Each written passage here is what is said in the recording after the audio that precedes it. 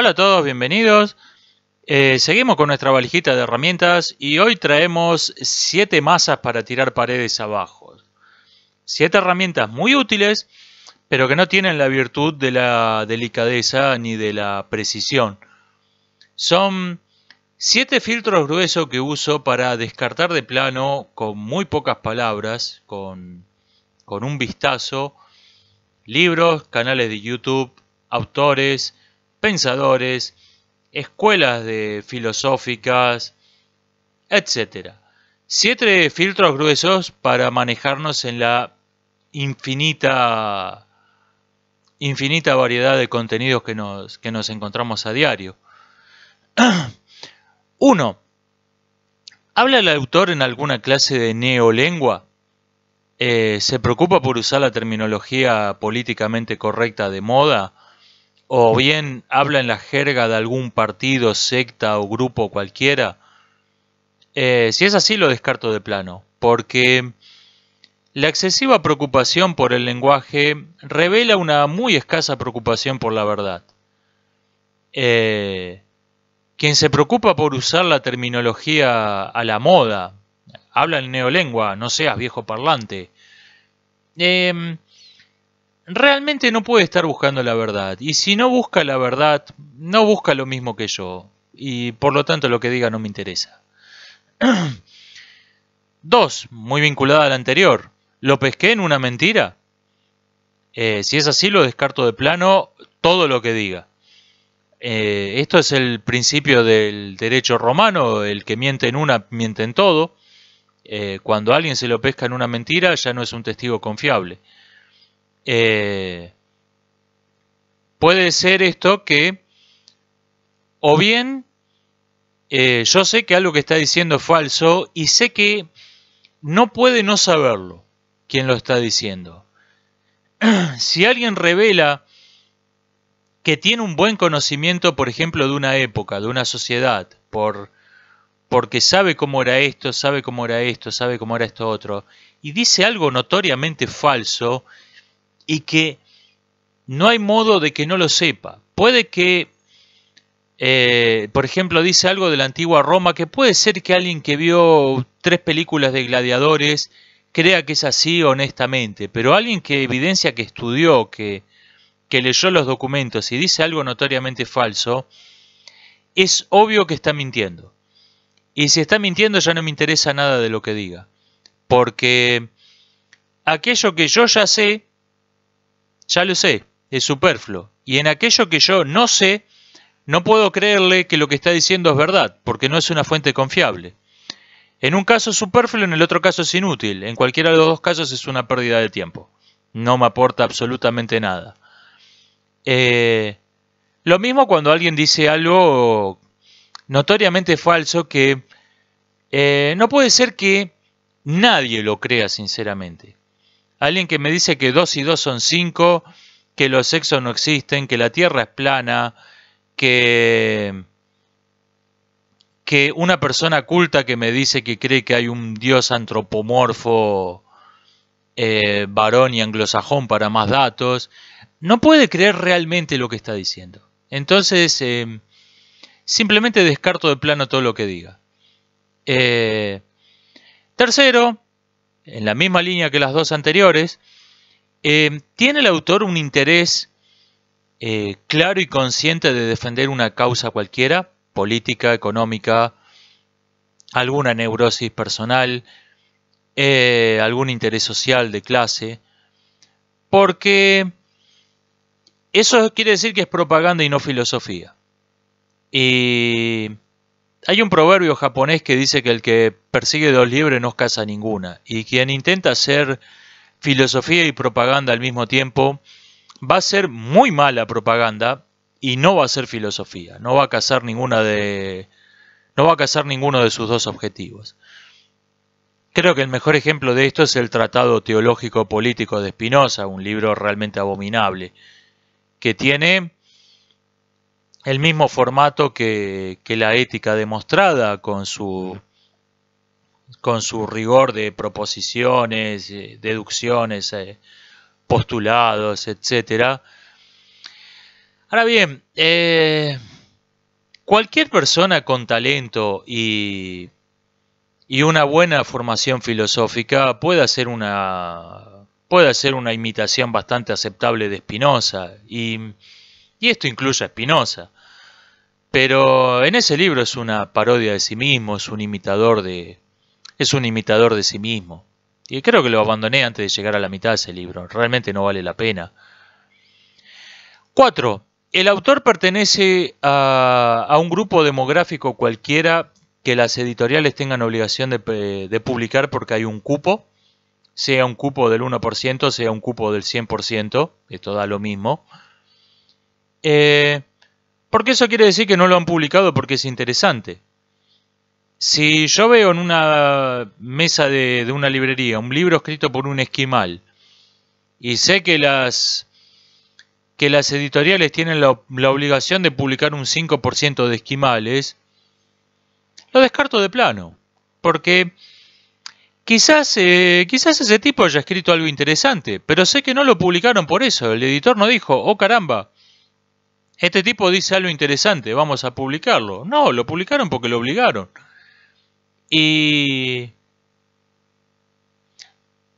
no, por ahí me pierdo algún libro interesante, pero en el 99% de los casos me voy a ahorrar de pagar por papel desperdiciado. Así que donde sé que hay un cupo, hay un grupo cualquiera que las editoriales están obligados a publicar, fuera con todo ese grupo. 5. El autor está aprovechando, montándose a una moda filosófica. Esto es más o menos el mismo caso del anterior, porque las modas crean una especie de cupo informal, cupo invisible. Vi en una librería un libro así, parecía una guía telefónica de las viejas, que se llamaba El pensamiento de Hipatía. A ver, de la última directora del Museo de Alejandría, tenemos una cita que dice que era buena astrónoma y matemática. ¿Cómo alguien convirtió eso en un libro de 1000 páginas? No me lo explico, pero sospecho que debe haber un poco de relleno, un poco de charlatanería en ese libro. Claramente ese charlatán escribió y publicó ese libro a las apuradas para aprovecharle la moda de la película Ágora, que muchos profesores de filosofía analfabetos usan como material de estudio. Algo parecido ocurrió en los 90, donde se publicaron un montón de libros que mencionaban a Da Vinci en el título para aprovechar la moda de la novela policial El Código Da Vinci. Nuevamente, quizás una persona estuvo 20 años estudiando la obra de Da Vinci y escribiendo ese libro y aprovechó la moda de esta novelita policial para publicarlo. Pero, repito, estamos hablando de herramientas que no tienen la virtud de la precisión ni de la delicadeza. Son filtros gruesos, y filtros gruesos que generalmente funcionan. 6. Evito los autores de filosofía ficción. Es una pena que no exista una distinción tan clara como la que hay entre ciencia y ciencia ficción. Lo que no quiere decir que no existe una filosofía ficción.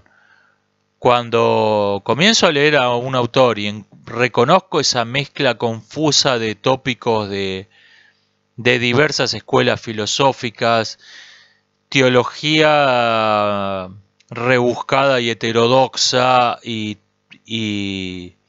conceptos científicos mal comprendidos, todo lo cual está armado para llevar una conclusión que se busca desde el vamos, realmente paso.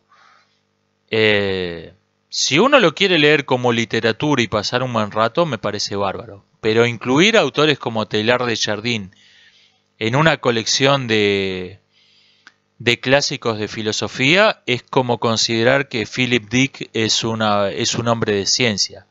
Es absurdo. Hay que tener presente que hay una filosofía y hay una filosofía ficción, la cual es una rama de la literatura. Como la ciencia ficción no es una especialización científica, es una rama de la literatura. Por último, 7. Un filtro positivo. Leo a todos los precursores de. Cada vez que oigo decir de un autor, de una escuela o de lo que sea, que fue precursor de fulano, fue precursor de Mengano, derecho a leer a fulano, al precursor de. Sabina Spielrein fue precursora de Freud. Los cínicos fueron precursores de los estoicos.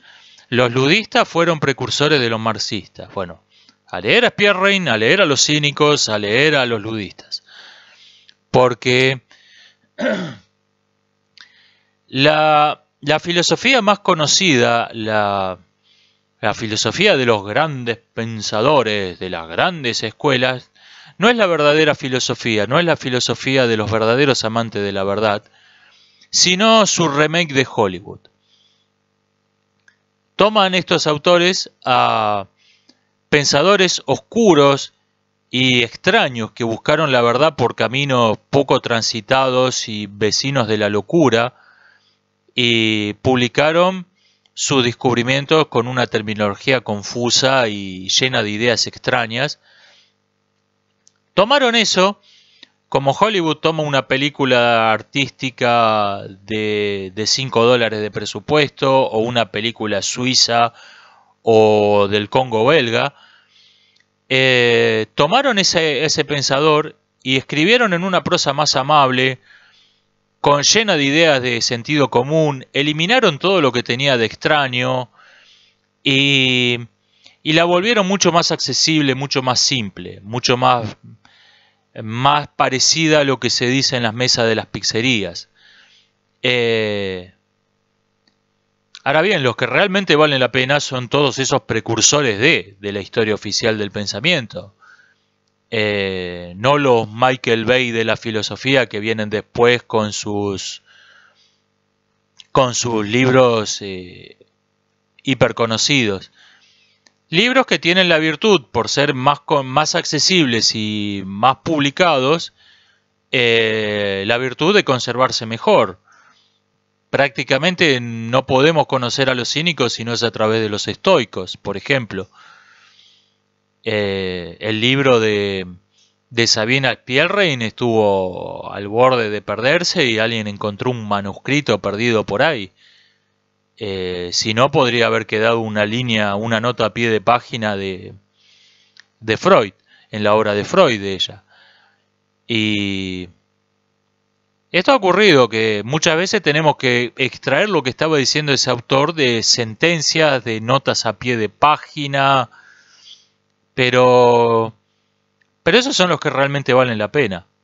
Y la gran filosofía, la gran escuela, el gran pensador únicamente nos sirve como un instrumento para comprender al precursor de.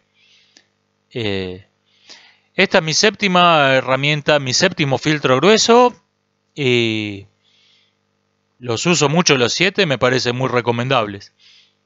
Hasta la próxima.